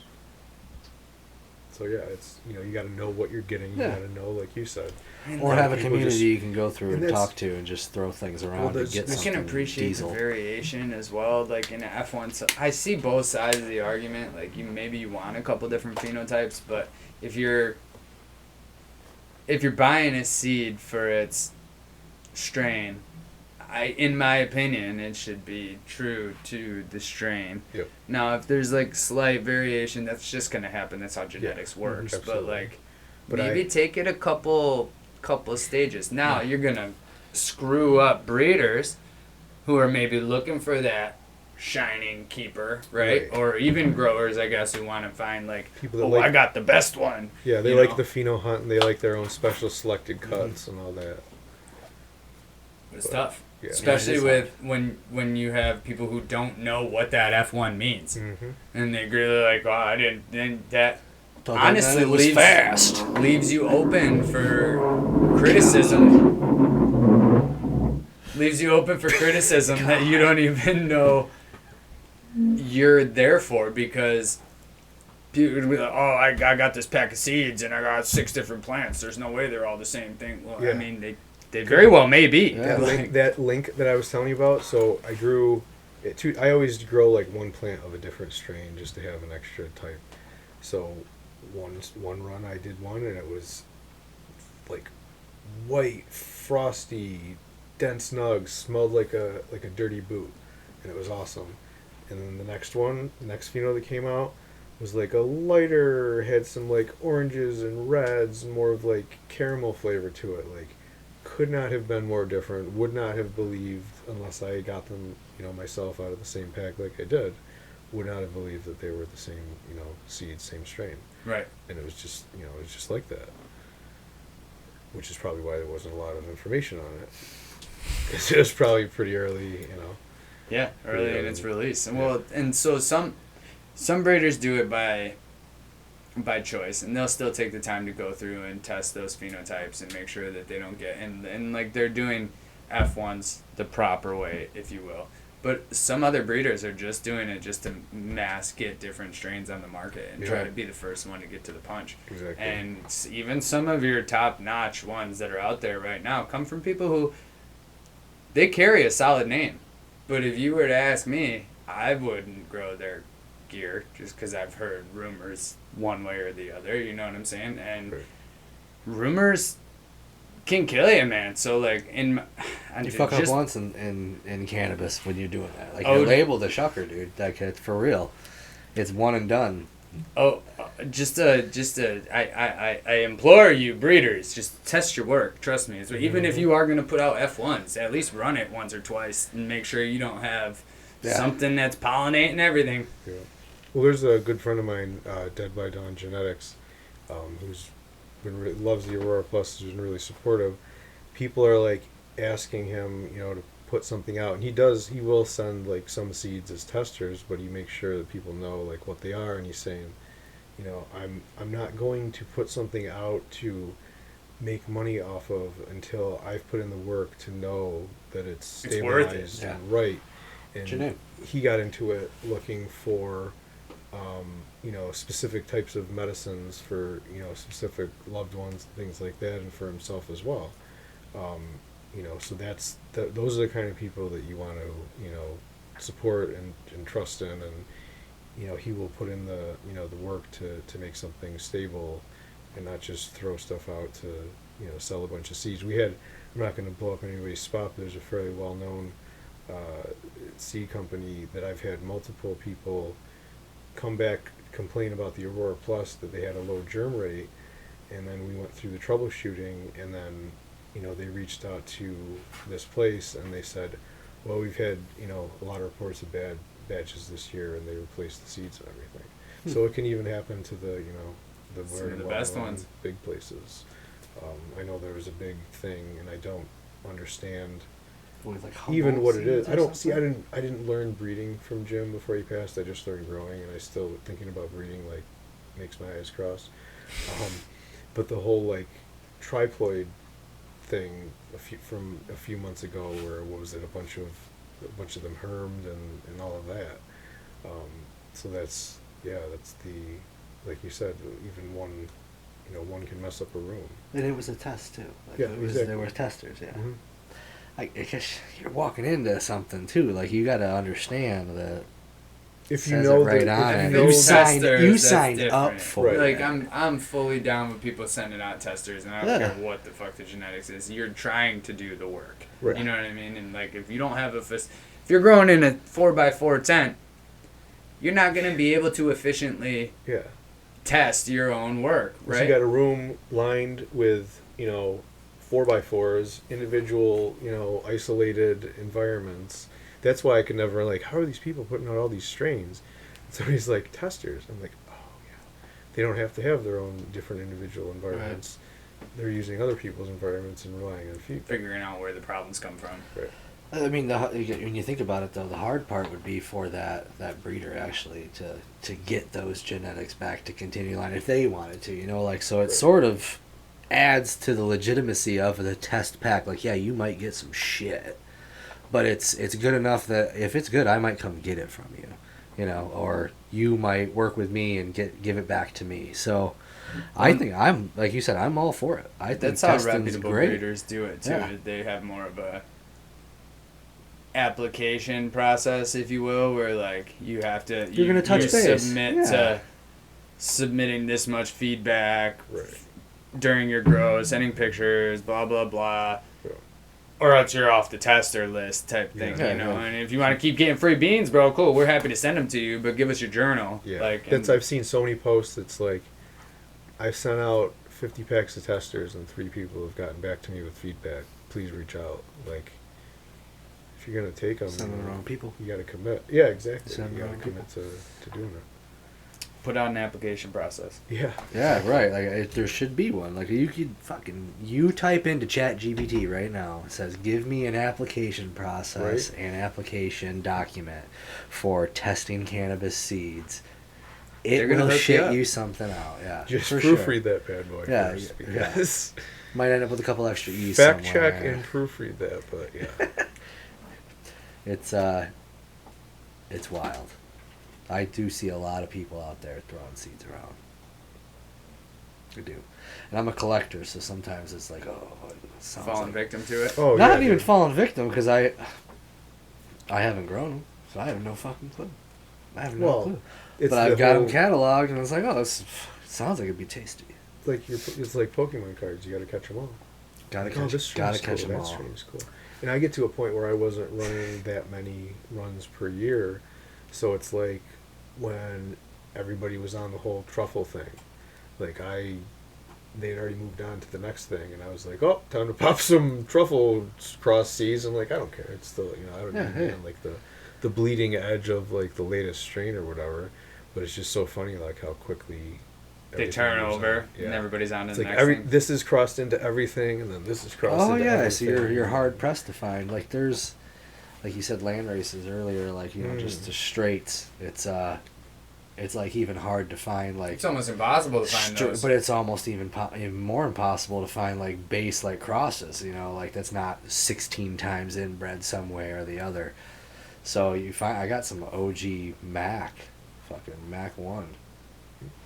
Fucking got it right in the package. It's by far from a land race. But No, it's like an OG base for like all like the orange Mac, the orange cream Mac fucking Stomper, all that crazy bullshit. It's hard to find those things. Oh, I got you. I'm smelling what you're saying. Yeah. I've got supposedly I've got a Hawaiian land race from like you were saying earlier. Like if you meet somebody that's not willing to like throw their shit out there, Right. like I had to like basically pound this guy. I'm like, I need something else. I need like some real good stuff. And he said he had some, so I've got like 20 seeds of Hawaiian land race, like Allegedly. Maui Wowie. Allegedly. I've got one allegedly Thai seed. 'Cause I'm super stoked, but also scared to pop because it's just one. Yep. Right. Yeah, You you're got- cloning it. like- Might need to use that fucking. Yeah, that's the thing. Like some people, like I think so far the oldest successful seed pop was 25-year-old seeds, and that's really where That's you the want oldest cannabis one? Yeah, the oldest cannabis, because that's the thing. Like you said, if it's viable and strong and healthy and good seeds, they should be popping in 2-3 days. And there are other things like pepper seeds. The Aurora Plus was invented for pepper seeds and food crops, because some pepper seeds can go for like weeks to months to germinate. But then people were like, yeah, I've got these really old seeds that have not been stored properly, and I want to try, to optimize the environment, or I've only got, 1 or 2 shots at some, really sentimental seeds. I've actually got some seeds that Jim bred, that I'm waiting until I have like a full perpetual setup where I can keep mothers and all that stuff to pop. So, yeah, that's the stressful thing, and that's aside from getting it to germinate, like keeping it around, and like as soon as I get enough, I'm gonna clone it out and send it out to people as like that genetic backup, and to. But even to make keep it sure. for yourself, you gotta have that backup Exactly. plan of having. And you you can't gotta always hope you got a trust, mail. You gotta hope you know, get one out of it. Depending on where you're sending it out, you can't always trust that they're gonna put priority to it or keep it around or whatever. But yeah, so that's why, like you said, you gotta right conditions, right time to do it. I know a mom hoarder. Yeah, I need somebody to. nice. That would be cool. Barring environmental disasters. Right, right. I know a guy who has a really hard time letting go of plants once he Awesome. pops them. Yeah, that would be the thing to, the kind of thing to do. Get out. It's in like back when I first started, it was hard to like some people wouldn't even give you cuts, because that's right. First thing I learned how to do was cloning, and I love it. I love cloning. And we were thrown allegedly into a production scenario where somebody was buying 100 a week. And so that's like a sink or swim. You really learn it doing that You gotta much. be on top of your game. And then there was a week. separate veg room, and then the flowering room where it was like 10 to 12 in and out every week, and mixing your own soil and all that stuff. And that's where you get really immersed in the learning. Somebody's got to put out a 3-plant cloner for these legal requirements. I know. All right, didn't mean to cut you off. No, yeah, if you're gonna New York State branded 3-bay cloners, yeah, absolutely. Get the state on that. I I'm got my sure it'll med be card, very man. I'm sure I affordable should and get it for efficient. free. Yeah, so affordable. Yeah. $1,000. Real quick, I'm gonna wrap her up. But have either of you ever used like an STS reversal spray or Once. like silver? Thoughts? Worked great. Did it? Okay. Yeah. Okay. Silver thiosulfate worked absolutely wonderful. The problem was I was in a rush to do it and play with it, so I used a plant that I hadn't flowered before. Okay. And the one that was supposed to be the mom, that was supposed to be the mother of said seeds, also had penises. So Lovely. I scrapped the whole project. It's like But the double reverse Jack plant Hermes. was straight bananas, bro. Yeah? Straight bananas. It worked beautifully. I mean, there might have been like a couple little calyxes that popped out, but they were few and far between. Right. It worked really well. From everything I've heard, I definitely would say go for STS over colloidal, but That's a hell of a market. yeah. No one does that. I don't think I couldn't find it online. STS? Yeah. Oh, you gotta make it. That's what I mean. That's a I hell have of a the market. shit if you need it. What is it illegal to make? No, you just Oh, gotta. how come no one's making it for money then? It's not stable. Well, it's not stable when you mix it. That's what I'm saying. You gotta mix and use. Yeah, well, if you just, I'll sell you in a kit. Sort Well, of like the right. cleaner and the cement for the PVC. In the 3 parts. Same aisle. Right. Boop boop. Here you go. Yeah, well, I We're mean, gonna cut that from the end, Saz. Right. We're gonna cut that from the end because Copy- that's legit copyright stuff and, right there. if you're gonna use that Trademark. though, I got you. Like Yeah. you can take what I have because it's currently just sitting there. I'm not gonna cut that. I'm just joking. Can oh, okay. So we're not cutting. I do want to take a minute though to shout out everybody that was involved in last year's event, if that's cool. I mean, not everybody. There was a lot of fucking people. I mean, the coordinators. Shaman Medicinal and Native Hype Mart for hosting us. They're fucking awesome. Beautiful venue. People, if you've never been there, definitely make it to an event out there. Definitely come check us out next year. And then I already mentioned Drippy Hippie, Slacktivist Rochester, his partner, Slacktivist Joker Dad, Nug Hugger, X-Rated. Please don't let me leave anybody out. And yeah, that's I it. think I covered the grounds. Yeah. And then new ads, Jolly Pond Farms, and this weird guy across the table from me. With the fit. We'll be With bringing the you a fit. dope event. Yeah, shout out to Steve, by the way. He has been killing it on the website, Appreciate which will it. be up and running for you guys very shortly. Which Appreciate has it. been a long time in the works, never got started, and my man undertook it and got it basically done in 2 weeks. That's Unheard of. We're talking vending. We're talking entries, man. Really? Judging applications. Everything is going to the be whole done thing, through man. the website next year. All thanks to this guy. Absolutely crushing it. Really? And once we get the bank account and everything set up, you guys will be able to sign up through there. Taking this thing legit, people. It's going to be a beautiful, beautiful thing. You want to be a part of it. For those that don't know, it is essentially a big growers fest meets music fest, and like that's the goal, because music and weed go so hand in hand together that we are looking to showcase some great music. We will probably always have Sophistafunk there. They've been huge support. Roots Collider, Will McKenna was huge. He helped run our stage last year, and you just don't know what you don't know. Right. And I had no idea what I was in for with signing up for a music show, and my man came through and saved the freaking day. Also shout out to Vejano, our host, the security, all of our volunteers. Angela did a great job with the volunteers. Yeah, man, just looking forward to building it bigger and better next year. Yeah. And seeing where things really take off. Also, this past year, I don't mean to leave them out, we had Personal Blend, Grub. They're all New York locals this past year. It was awesome. I intend to keep it as New York local as possible while we're in New York State. We do have thoughts of potentially going to other states. Plans. But, we'll let that unfold as it does. But yeah, got an interesting one that may be coming out. Oh, and Giant Panda Gorilla Dub Squad this past year as well. Dibby. And got an interesting one potentially lined up for the headliner this year, so stay tuned, people. Okay. Yeah, and we're gonna be launching, the Home Growers podcast You know, it's going to be the Home Growers Championship podcast. That's Starting next week, actually. Yeah, that's going to be next week. And maybe not released a week after this well, one. you know, but we'll I'm see. going to launch this one before next week. So if you're checking it out, there'll be tons of shit on Instagram, throwing it out there, tons of shit on TikTok. It'll drop on our exclusive YouTube channel. It's going to be released everywhere over Spotify, podcast, everything else. It's going to be pretty dope, you know. Tons of guests. We're talking entries, judges, you know, vendors, sponsors, music guests. I can't wait to have Sophistafunk on. Yeah, I'm tossing them everywhere, dude. I'm probably going to jail. If you see this guy, I'm probably going to jail. just so you know, his name is the Dank Knight. Why are you going to jail? Oh, bro, are I'm you not putting supposed to Dank put Knight. stickers? Putting them everywhere. Good.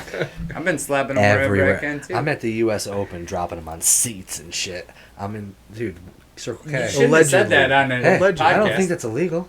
I dropped it on a seat. He's a But menace. Circle K, I've been dropping them everywhere, just on accident. The backing's really, really Yeah, touchy. they come off too easy. really touchy. Too easy. Such a good adhesive. Yeah, too, it so- is. For It's- whatever reason, they it's don't Gorilla wrinkle Glue. either. So you'll find the QR code somewhere. Definitely tune in. Yeah. We'll probably get Steve to put the link in the bio of this, if possible, Yeah. as well. Yep, we'll have it all fucking laid out for You guys have a everybody. website? Or Yeah, just we the do. Instagram? TheRootNerds.com.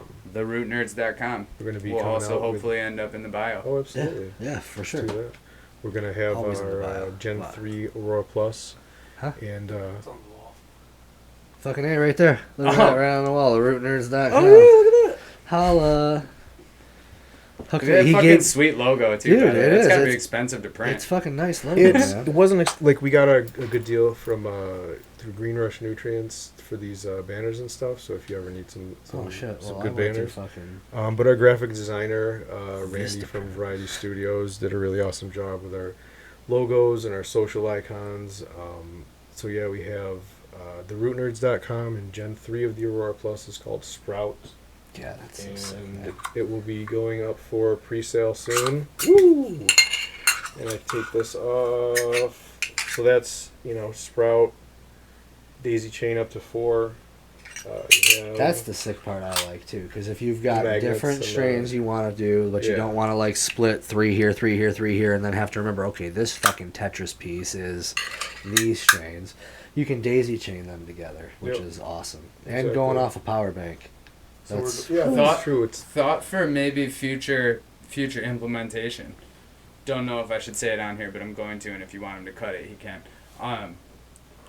Maybe on the lid, you could put like a dry erase material, or wet erase maybe would be better. But right. I don't know. to like label what you got. So that, like with the cells, you know what I'm saying? So they could put what strain that, because I don't know, growers like ease, and I know you could just make a chart, Oh, you yeah. could do whatever, but Yeah. if it Well, was that's- right there, it's more likely to be used. Somebody talked about like laser etching numbers like into the pods themselves. That would work as well. And I guess as long as it wasn't, too deep into the, the powder coating, it wouldn't matter. But Gen 3 gets rid of the powder coating, and it's hard anodized, so that's another possibility as well. Oh yeah. I like the name Sprout. It is. That was It's the point. small, it's nice, Aurora it's- Plus. It's like, what is it? And then there was also Google dinged us for consumer finance advertising violation. It turns out Aurora Plus is also a cryptocurrency app. So they thought we were advertising a crypto app. But that's what the manufacturer's like. We'd like it's always his company's always been Seed Starter. He just doesn't use it a lot. His Instagram was Our Happy Earth Co, but he's never on it. He's doing a social media cleanse. Won't be coming back. But it's Sprout by Seed Starter, and it's like, try to tell me you don't understand what this does. Like, it should be like easier to recognize, easier, to establish, and Oh, things yeah. like that. For Love sure. it. So yeah. No, yeah, and so to wrap her up, you're gonna be a staple. We're gonna be ending season 1 of the Funkast with the two that started it with me here. Won't release the original name, but we're gonna talk about that original name that you had before. And I want to say that I don't plan on not having you on season 2 or in the Home Growers Championship podcast, because I believe in that device so much, just on its ease of use and its applicability, if that's a word, to getting people, not even in the cannabis space, interested in growing something. Right. You know, and it's a therapeutic method of keeping people off of, you know, the video games all day, keeping people outside, keeping dirt on people's hands.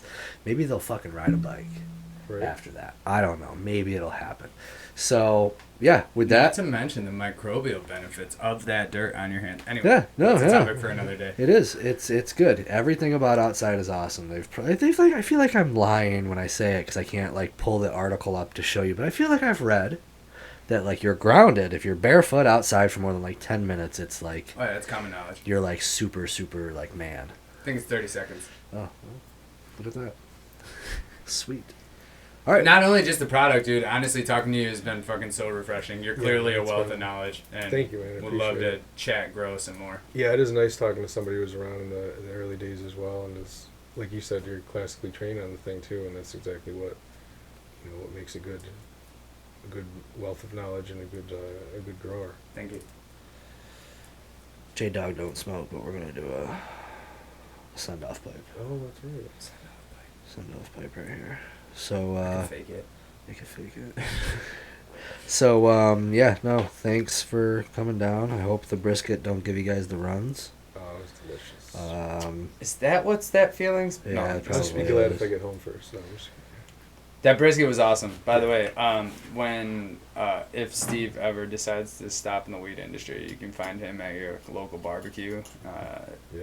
Out competing them. Yep. All the barbecues all day. And with that, we're out.